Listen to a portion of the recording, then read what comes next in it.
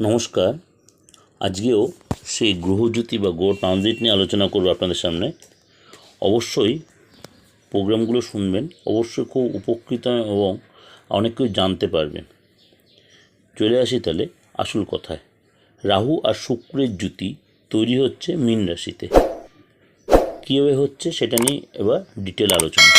জ্যোতিষমতে আগামী 31শে মার্চ রবিবার অবস্থান বদলাবে শুক্র। সেদিন মীন রাশিতে প্রবেশ করে শুক্র, সেই রাশিতেই এই মুহূর্তে রাহু বসে আছে। মীন রাশিতে শুক্র ও রাহুর জুতি তৈরি হবে।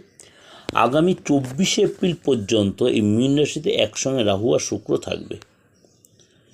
এই 31শে মার্চে রবির যে অবস্থান বদলাবে এবং মীন রাশিতে শুক্র প্রবেশ করবে, সুতরাং সেখানে 24শে এপ্রিল মধ্যে রাহু শুক্র জুতি তৈরি হবে।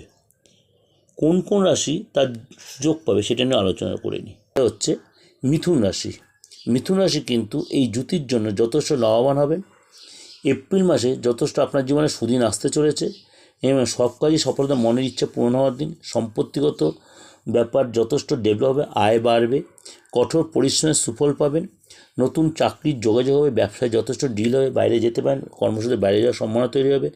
ব্যবসায়ীদের জন্য যথেষ্ট ভালো সময় আসছে এবং মানসিক অস্থিরতা, রোগের প্রাদুর্ভাব কমবে এবং আপনার এটা যথেষ্ট গুরুত্ব বাড়বে।